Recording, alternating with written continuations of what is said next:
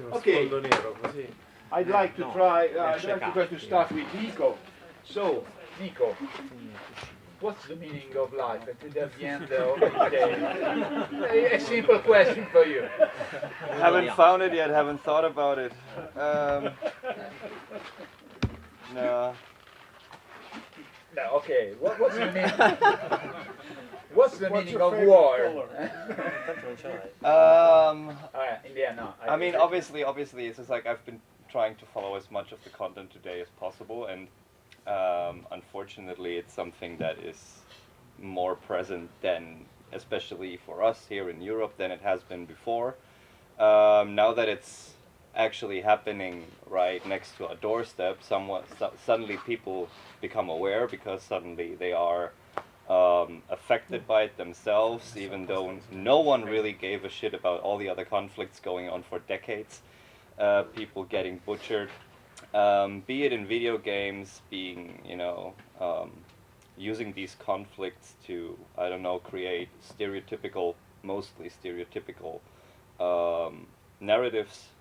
Then it was all okay. Now suddenly people start changing how they think about it because, again, they're affected suddenly. And I've actually also been confronted with the question how ethical it is, for example, at the moment to play certain games. Primarily, of course, war simulations, war shooters, and so on. The thing that I thought about, I mean, obviously I'm working for devcom, I'm in charge of basically what Fabio did here, gathering all the speakers, the content. Doing that, especially for an association like the German Games Industry Association, is always political. So it's not only about games being political, it's the whole industry that is political, and you can see that now more than ever, again, because we are directly affected. We had just hired a new member to our team who was working for a Ukrainian company. She relocated with her family to Cologne. We took her in. We know a lot of developers who had to change the whole way of how they work because they were in Ukraine. I had a speaker this year who came up to me. She is working for 4A Games. If you don't know the studio, they've been developing the Metro games based on the works of Glukowski, I think was the name. Awesome games. The headquarters is based in Ukraine, I think in Kiev, but another big part of the team is based in Malta. And her talk was actually about marketing a game like Metro during times of war. The game itself obviously plays in Russia after basically nuclear destruction.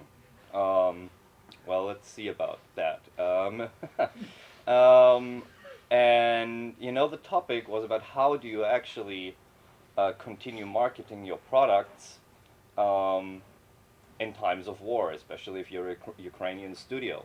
And shortly before the talk, she actually came up to me, and she was close to actually start crying because she told me, hey, listen, I don't know if I can do the talk, especially everything was streamed, so everything was hybrid. People could watch online. And she was about to cancel on short notice because she said, hey, I just heard my family back in Ukraine is currently in trouble, and they have to flee right now, and I don't know if I might do them any harm if I do that session, and the wrong people might actually see that session. For me, that was not a discussion. I said, hey, listen, if you don't want to do it, you don't do it. Simple as that. She did it after all. She also participated in a panel with another lady from Ukraine who's working for GD Bay, Elena Lobova, has been with the industry for I don't know how many years. But we also had two ladies from Iran who fled the country.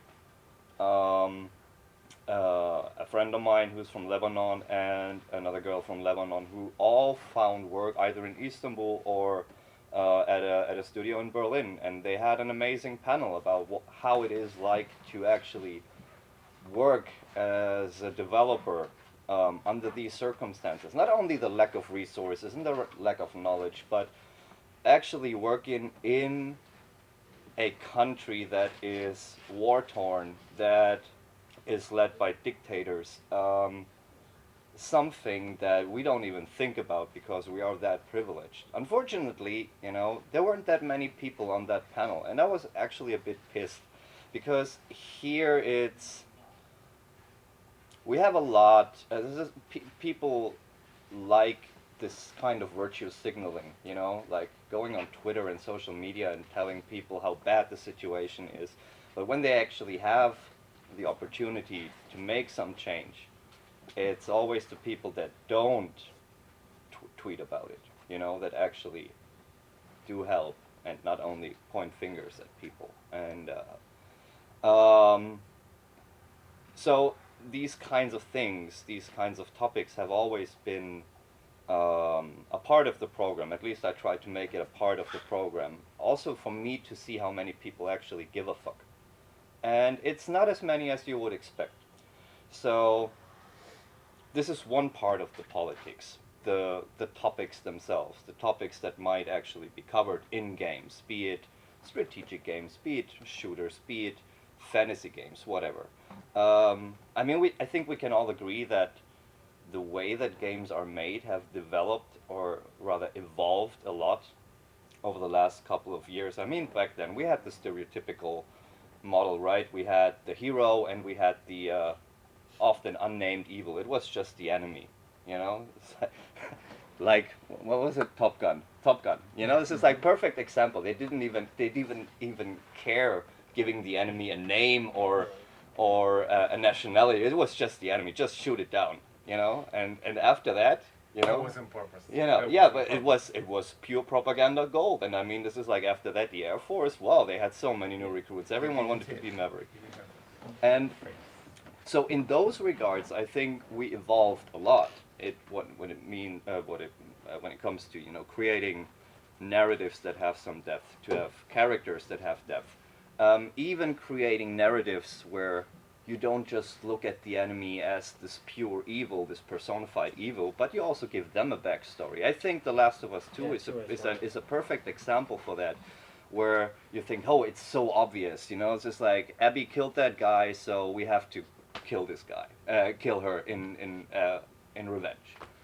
And then you start playing everything from her perspective. And I myself, I ended up being Team Abby. And yeah, this is okay. I mean, give it to Ellie. She deserved it. Just knock her the fuck out. I mean, this is like, and in those things, in those regards, I think everything has evolved. So again, when it comes to the political aspect of doing events on that scale, obviously you want politicians on your side, because if you have politicians on your side, you get the money, and you need the money. You know, this is like morals are all great as long as you can pay your bills. If you can't pay your bills, then you think about, okay, how much of my values, you know, can I live without in order to, you know, pay my team and stay afloat. You know, it's like everyone's got their price. And this is what brings me, for example, and I think Gamescom is a good example there. Something that I hated since the first day I went there. And I say that personally. I know that I'm representing a company, but this is my biased opinion. And yeah, I don't care. Especially in Germany, and I mean in the United States as well. You know, it's like video games, especially when violence is involved. And I mean, it's like think about it. Most games that we played or are out there on the market involve some sort of violence, be it you as the proactive protagonist, you know, using violence to get to your goal. It doesn't have to be, you know, dealing headshots. It can be fun, you know. It can be a Italian plumber jumping on mushrooms. But, you know, in some sort of sense, you know, you're still killing stuff to get to your goal, and you don't bat an eye. So it's violence is ever present. But then shooters came out, and they got more and more realistic.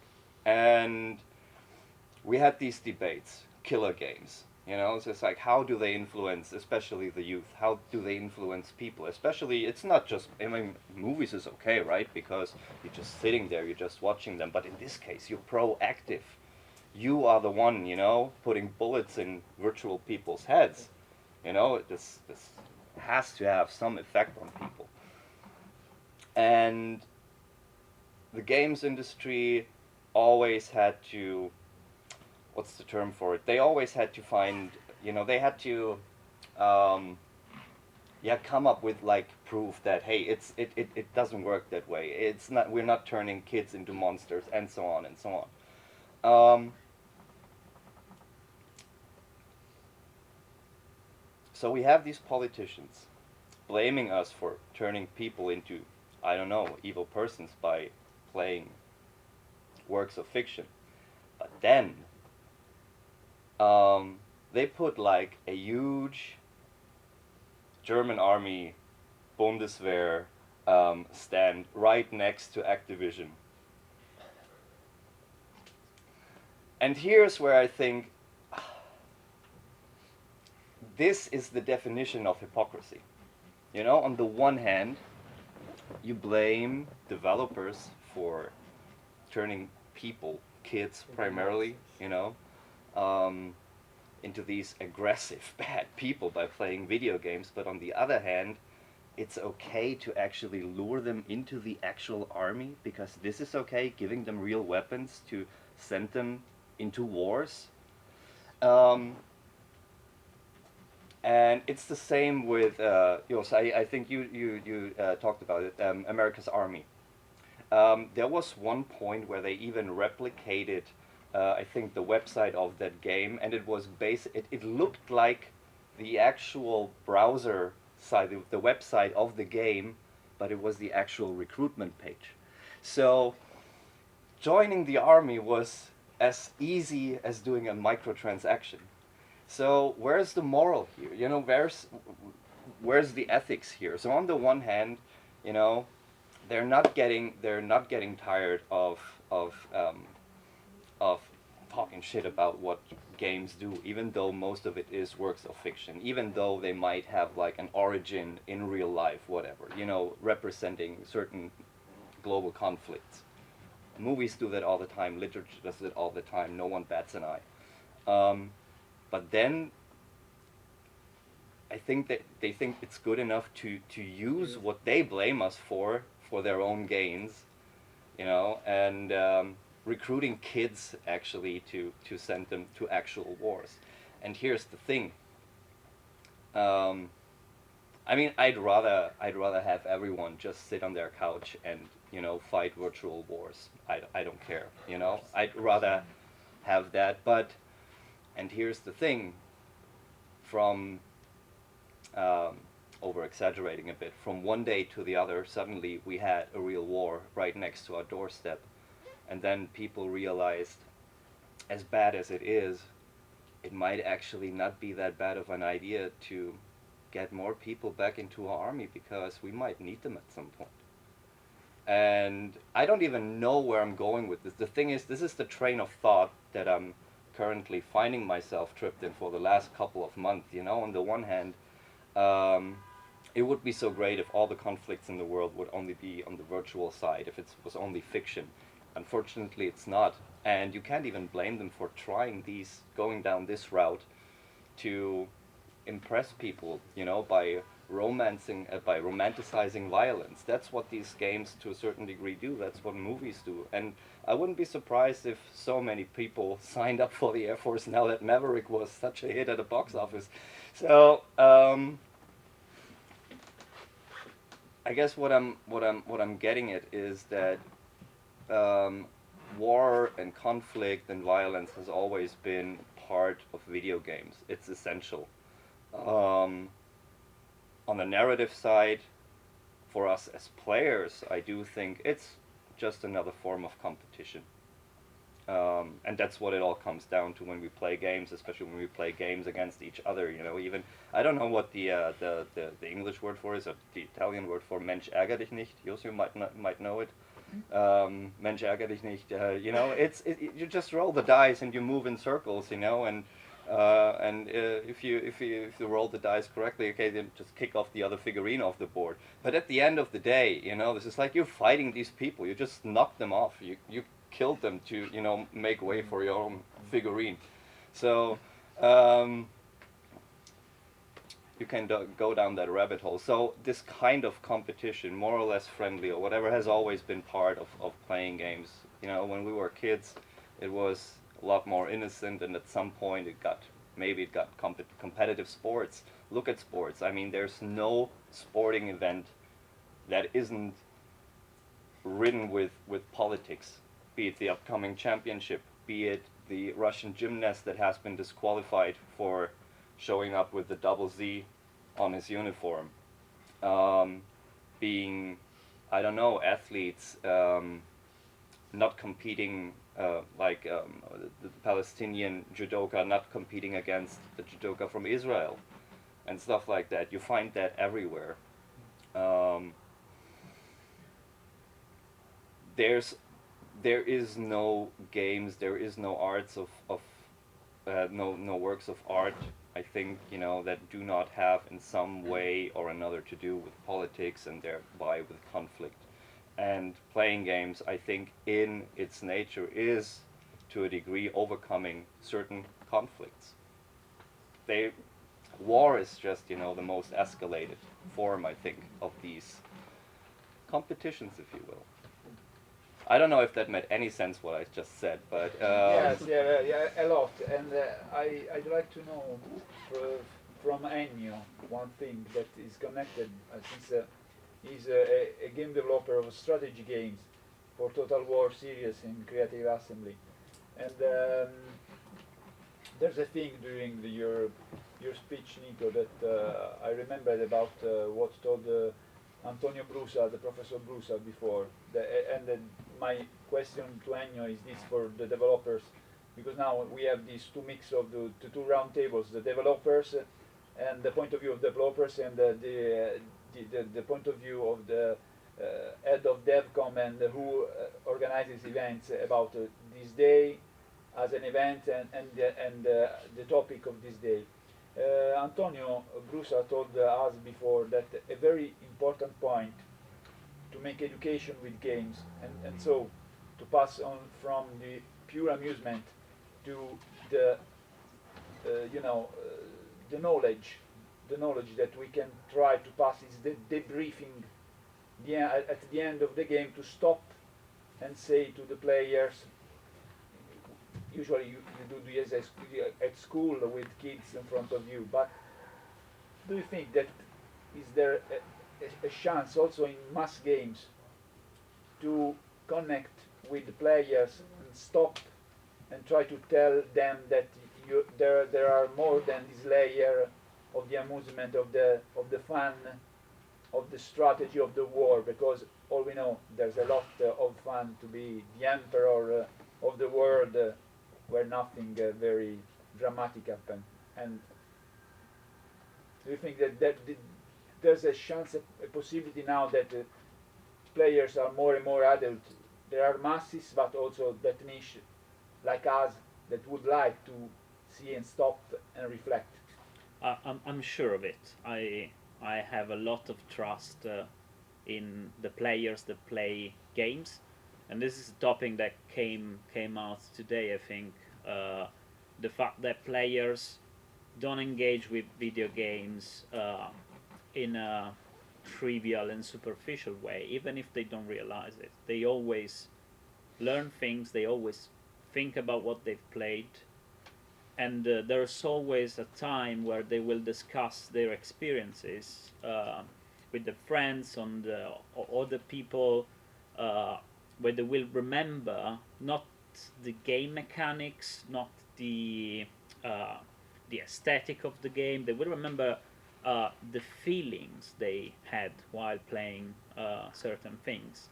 And I think war games have that special power to allow these people to think about stuff that obviously wouldn't come to mind in ordinary days. and like developing and working on a game that is called Total War is kind of a big responsibility. And at Creative Assembly there are a lot of thoughts that goes into make this kind of game without trivializing war, but especially without celebrating war. There are many thoughts that goes into the aftermath of battles, the consequences, and I think even if just looking at the game or playing it without thinking too much, you might miss these things. But we designers, we think about these topics all the time, and we try to represent all the aspects of war, not just the celebration of victory, for example. And our players are very passionate about the realism that we put into these games, and they are constantly debating. Some players are sometimes even disappointed when the game is just a bit too arcadey in a sense, like too simple. Like they don't like simple gameplay. Like they want that depth. They want to know. They want to learn, and they will discuss forever. Like there are people still playing very old games, and not just Total War. Like many games from the past. They still have very active communities of players, and it's not just for the easy fun that they get for playing these games. It's for the constant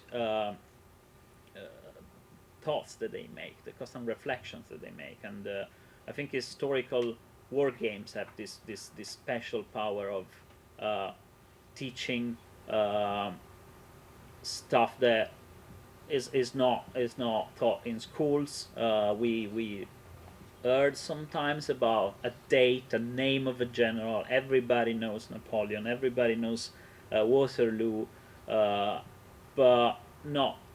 It's very hard as a student to get into really what was going on with warfare and all the political situation. A strategy game. I really hope that someday, like I remember at school, we usually had at the end of the year before the summer break, we had professors telling us, oh, and now you should read these books, a list of books. And the more progressive professors were also putting movies into those lists, and it was like, oh, we got a movie as well as a book. And I really wish for professors to start including video games in this big list of stuff that we should play. So after studying the Roman Empire, I think students should play Roman Total War Rome.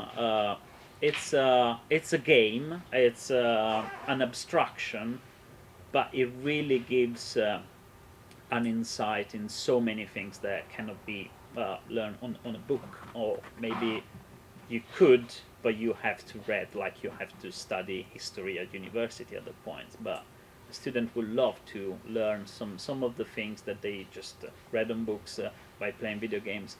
And those games that can teach this stuff are already there. Like it's not that we developers need to evolve the medium too much. Like the medium is already at the point where you can take it and give it to players and trust them that they will do a good use of the medium. Like it's not it's like books have the same danger, if you will. Like if you give a book to someone, you trust them to read it and to be critical about what they're reading and to get all the learnings and be a better person afterwards. Yes. It's the same with games. So I think there is so much potential already there without us like thinking that games need to change. They will change. They're constantly evolving, but we shouldn't underestimate how good they already are at doing certain jobs, and how good people already are about getting the most out of these things. Like we don't have to teach them anything more than just give them freedom to explore these mediums without the bias and without saying, oh, I'm a teacher, I can't really say to my students, play this game about war. You should say to them, play this game about war, and you should trust that they are developing their critical thinking and they will be able to discern that the fiction, you know, from the reality, and the learnings from the just fun and all this stuff. So I think it's there. It's something that everyone should do already. It's there is so much potential, and it's not wasted. Like I'm sure players are already there's hope learning. in front of the desperation of war. There's the hope in the development of games. Yeah, of course. Like in using this medium to talk about these topics, to explore these topics, and to have fun with them. Professor Joslemole has a question for you. Well, on both and more in general on violence in novels or in stories and in games.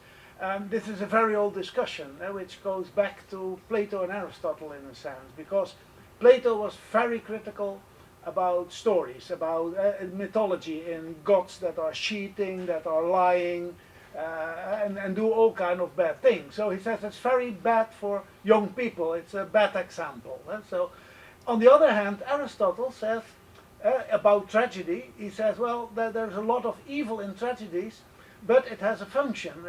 It is for catharsis, purification of the emotions. You can act them out, and it's also a pedagogical lesson, Aristotle said. Don't try this at home. And that's the message of the tragedy in a way, according to Aristotle. And this conflict, and also the conflicting opinions, we find in the whole history of our culture. And in 2006 I contributed to a volume, the MIT Handbook of Computer Games. Maybe you know it, it's a big orange book. And there is one interesting article contribution, I forgot who wrote it, but it was a meta evaluation of all the studies so far about violence in computer games. And there it was also there was not one answer to it. So there are effects that can motivate people to act things out in reality after playing it, but also the catharsis point was also found by Aristotle. So games are in this sense, I think, a bit ambiguous. They can work in different directions, and it's depending on the context of the player, the character of the player, the influences that have been on the player. So you cannot say, you know, there is not one answer to this question. Mm-hmm. So there are reasons for serious thoughts about the possible dangers in it, but it can also have a healthy effect in a way. So. Now, really, the last question, very, very quick. I apologize with all the other speakers that will have so few time to interact today and to talk, but this is the very last question that I'd like to you from you, Adriano, you, Ivan, Matteo, Giovanni, and Saverio, is about today. I know the answer of Matteo right now. What we can do better? What do you think about this event of today? And for you, you should talk less. And we have to not have so big delay. Less and less. And mute. Should not be Next year mute. I promise. I will mute it. And so this is my question. Your idea of this day, and in your opinion, what we can do better for the next edition? Please, Giorgio. Me, Giorgio. Giorgio Adriano. Not me, so. Adriano. Sorry. No problem. I'm confused at the end of the day. Giorgio. That's a tough question. Tough question, yeah. Giorgio. Yeah. Thank you. So.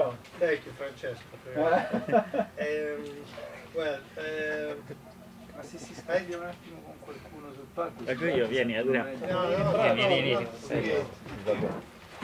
Mi sedevo vicino a Francesco. non che fosse indispensabile. Vieni, Tanto ho veramente Ormai andiamo così. sì, Giovanni, noi ci ribattezziamo a caso.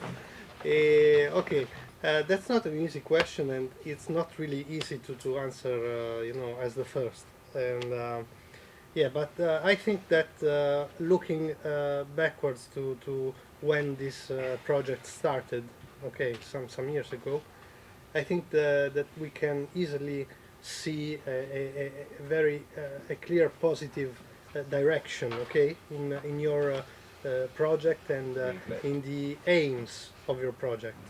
And I think that actually the only thing that you should pursue with more passion is to try to open more the discussion, going beyond the you know the niche of developers, you know, game industry operators and academic persons, because I think that reaching out, you know, people that can actually implement something at local level or national level or maybe European level. I mean, the evil politicians, Yeah, that sure.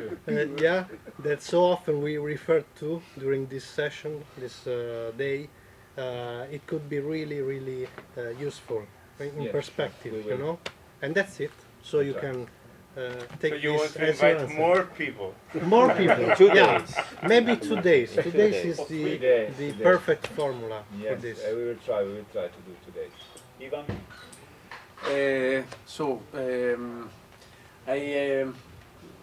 What I can say, because I have a double hat, because I'm here as a general coordinator of the Bologna Accelerator, video game accelerator, which is made with the public money. So public money which came from the evil politicians, and but in our region, politicians decided to spend the public money. Not so evil. Less evil. Less evil. Less evil. And also because, as some of you know, it's 14 years that I organized in Bologna the main Italian indie event for game developers called Sviluppati. Yes, I know. I'd like to have a little spin-off, if possible. A little? A little spin-off of video games and high culture there, is possible. But yes, topics are different. So Sviluppati, which is this year we were 500 people. A different thing because it's a showcase for young developers. It's a closed environment, so it's very easy for game developers to show their game for the first time because we are all developers and it's free beer. There's a lot of beer, yeah. Free I remember beer. the beer. Yes. The most important. And so this is the first hat. The second hat is that I am a game developer myself since 35 years ago, and so I have to decide Double hat, it's okay. The double so I character. think that I am a very practical guy. And for example, we talked about using video games of war in school for education. But I think, how? Because we know I worked a lot with the schools and there are practical problems. For example, a game of a war game needs a very learning curve that in school you can't sustain, or every license costs money. Maybe yes, you can say to the parents, play this, this and this, but the parents, oh, It's 200 euros. 200 no euros way, of games. because every game maybe Special Italian. 20, We do have a recording $25 of him saying, but the parents, okay, that's Italian. fantastic. And another thing is using them in school. You have to face the lessons organization, which means in the best case 4 hours managed by only one teacher. 1 hour to set up the lesson to introduce. Maybe you have at least 2 hours, but on which kind of PC? Because here maybe a school near Bari has not PC. So, and there is the problem that maybe the students know how to play, but not the teacher. So very complex. It's that's true, that's true. very complex, and moreover, and I had. I think that when the user wants to play, he wants to play, and I produced a video game which is particular because it's a middle way, but a marketing with a good success in terms of market, and it was called Riot Civil Unrest. It was, we can say, an applied game because it's based on real fightings between police and rioters, and on real campaigns. For example, the No Tar campaign in Italy, Karatea in Greece, Maidan Square in Ukraine, and so on. And this game worked very well. Because it was fighting like a middle-age fighting, but in the current time, because police and rioters can shoot, they fight in like hordes. So this game had this very specific thing of gameplay, which made it a lot fascinating. Sorry for my bad English. And so with this we were able to talk about real things. But for example, we spoke about accuracy. Gameplay is one thing, accuracy is another thing. For example, in police and rioters, we had two different gameplays. Police, you can say the order, take this formation, fight, and so on. Rioters was not like that. It was confusing. It was a crowd. So do this, nothing happens. Do this, no. And it's real, because if you have a big crowd, let's go. No one. Nobody moves. Nobody moves. But this generated a big problem in terms of gameplay, because if you want to, I control rioters. I want to move them against police. Click. I want them to move. So we had to abandon accuracy and realism, because at the end of the day, the gameplay is the king.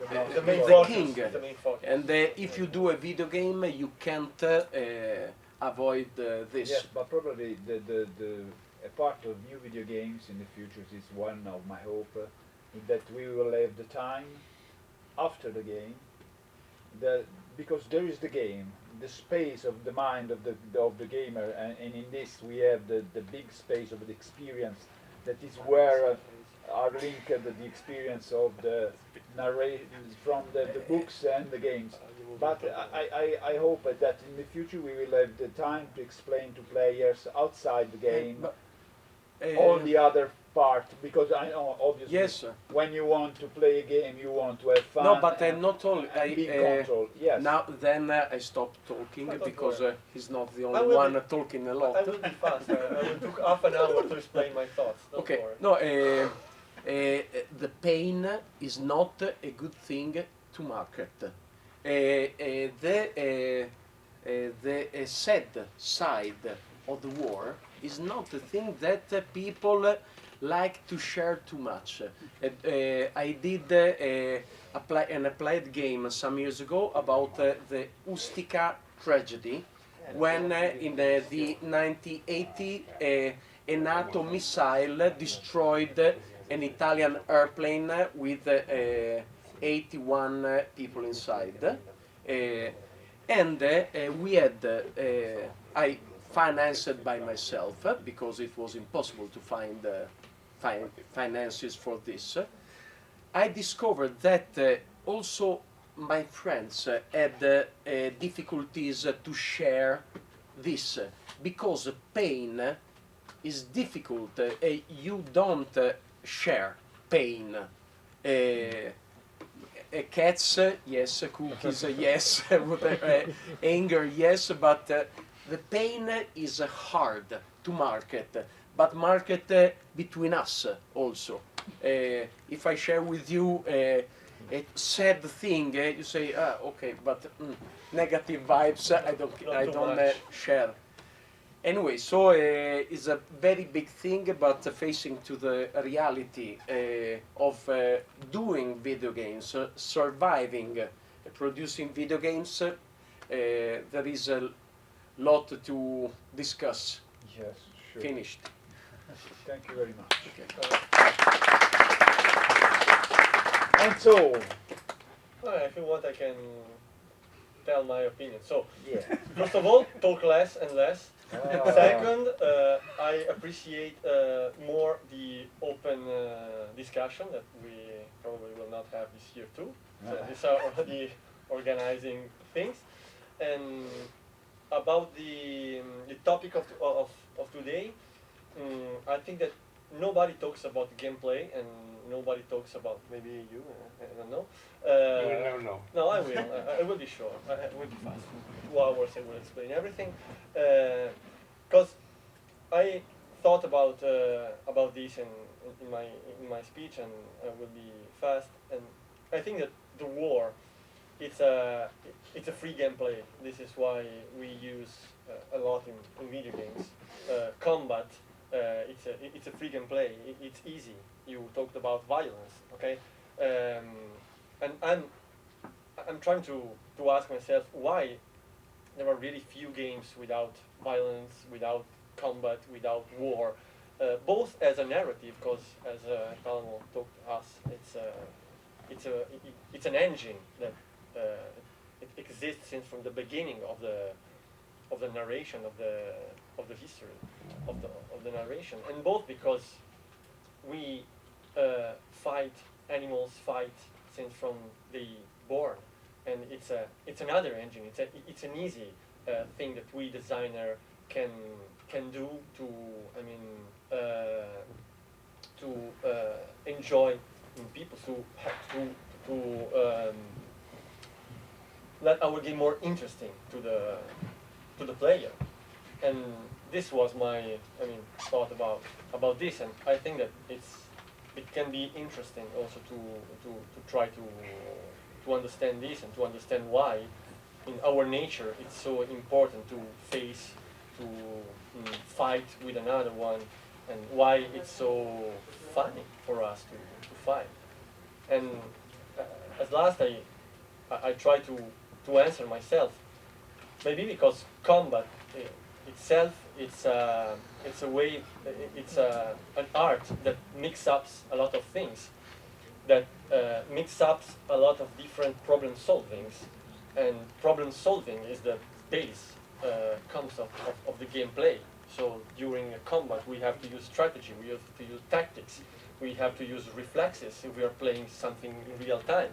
So it's a very huge problem solving art, and maybe this is why we use it so much in games, and we use it so much also in our lives, and we can learn a lot, maybe also fighting and playing games that involves war under this mechanic.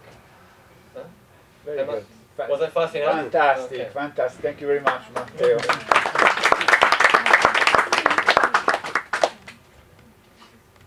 Okay, so first I want to thank Bad Vices and Francesco, because they've been the two ones who have set their talk to stay in time. So thank you very much. And 3 minutes. except for us. Except for us.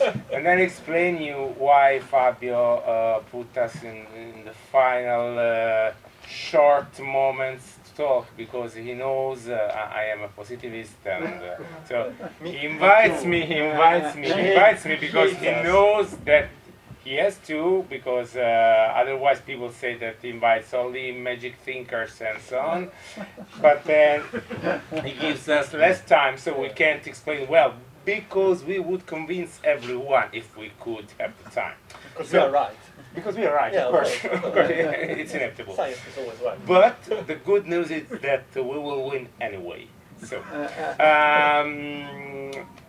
I don't want to shorten my 5 minutes presentation in one, but I want to tell you just one thing. I've worked and I'm working on military simulations. I had one of the biggest, for real, use. One of the biggest struggles in my life was to decide whether I should or I shouldn't work on this kind of stuff, because I considered my code an extension of myself. All developers said, if you are talking about 2 pieces of code, I say, I send you this message. So it's an extension of ourselves. So should an extension of myself fight? Yeah, fight in a real war. And a long time ago, I was offered a 1 million contract, which was a very big amount of money for me at the time, and I refused that because I didn't want to have my software involved in killing people, because that's the only purpose of weapons. And I thought it was too much. Why you did not call me? Because I didn't know you. We'll talk about it later, okay? But The 2 of us. But at the time, I thought it's too much of a big opportunity for me to decide clearly, so I will not even consider that. Now that 1 million is really not something important for me, I accepted to work on this kind of stuff for one very different reason.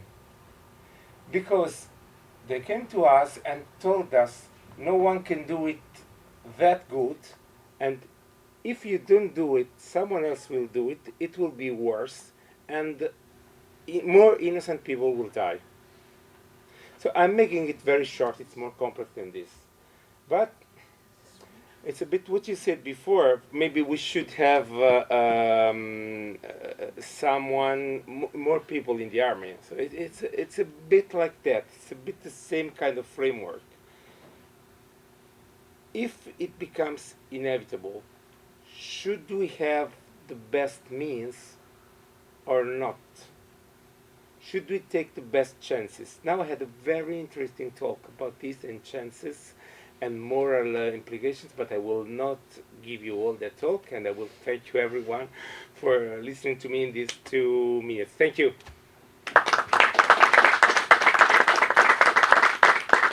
And so, Saverio, what is your impression of all this chaos that we did today? You can start by the applauding already, so I know you won't.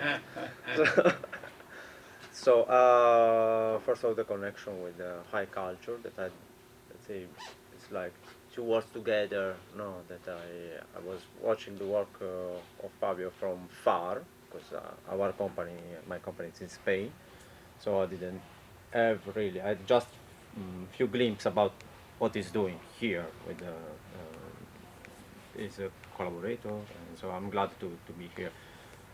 Yes, there are many games about war that are demonized by, as we were playing role-playing games, each, I don't know, what, 20 years there is something that's demonized by the previous generation. I mean, comics, like that. Thanks to Dylan Dog, I get to know Lovecraft. Without I will not know Lovecraft. Without knowing Lovecraft, and with the people that were nerds and freaky at the time, I will not play Dungeons and Dragons. So no, a lot of literature. Without video games, I don't know what I will be do right now. So it's like every generation does not understand the next one. I will say, okay, look at the stupid Twitchers. You know, they have some behaviors, perhaps we don't understand them. So there is another kind of market at the game, perhaps where all, like getting old, we don't understand the next one. But yeah, as you were saying, also the teacher, they should know how to play a game in order to say how they read a book. They know how to read a book, perhaps, and they know how to teach about the book, but also they have to know how to play the game. And it's always a transmission, something that should get to, let's say, next generation. And yes, now after there is also the aspect that many people say about indie, and there are some words that I would like to say. Oh, so indie now, indie studios is a term too big. It's not one umbrella. It's indie studios. No, it's variety of things. In these studios, they, yes, a real one, you know, the guy alone that follows his dream, okay, and perhaps 20 years ago makes a game on Steam and becomes rich, and this is the legend, you know. That yeah, yes, true. Then we're fighting, and this is the war that we in the studios are doing against other in studios, because we are kind of this competition, and there are also the story, the fighting that we do against the AAA studios, which is well, a war that about innovation that we won, the indie studio won, because AAA studio they will never try to do something too much innovative, because people that don't understand. They like the area of comfort, they like to play what they want, they like to finance in this studio to say, hello, I open X publisher or a division for indie studio to finance the indie studios, because you have to dare. I mean, you go forward with your you are the like the armies, no? You are the foundry, and find something that people can like, and I will come after with a big title. You know, I mean, nobody. I think I don't know if the AAA studio started with a farming simulator. Someone else did it before. Instead of fighting, why we don't cultivate together potatoes?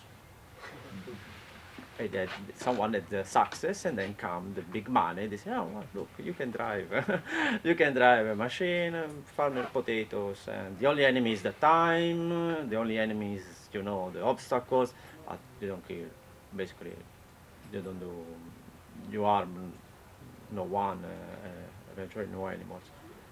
So yes, this is when you want to release a game. Okay, if you want to release the game, you can make a game and release it. You are poorest than before, because you make a game.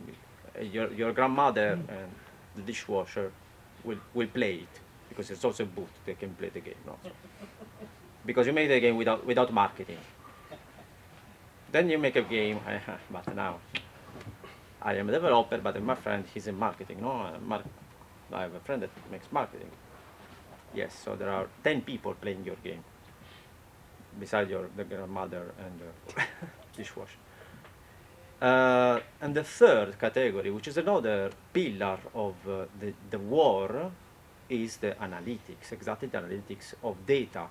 Which game is sold on Steam, when people want the game again.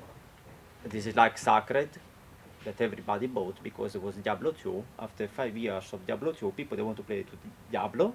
There was no Diablo around, so they come. I think it was a German company. They made Sacred. They sell, and it's a marketing action. But if you don't have the data, like the intelligence from the war, you cannot. You cannot neither plan to go to war, else you make a spear, you keep it at home, you don't stab someone else, because you don't know where the enemy is. So basically, intelligence become a pillar of selling things in this industry, else you are in indie, and you have better chance to scratch and win, no? To play a scratch and win is than selling an indie games. So yeah, this was. So all we game developers are at war. Are at war, yes. Oh, optimistic, yeah, because we started with war and we end with war. Or Okay. farming potato, which is Farming potato. the Okay, okay. our We life. have to leave. I really Thank you. thank you all.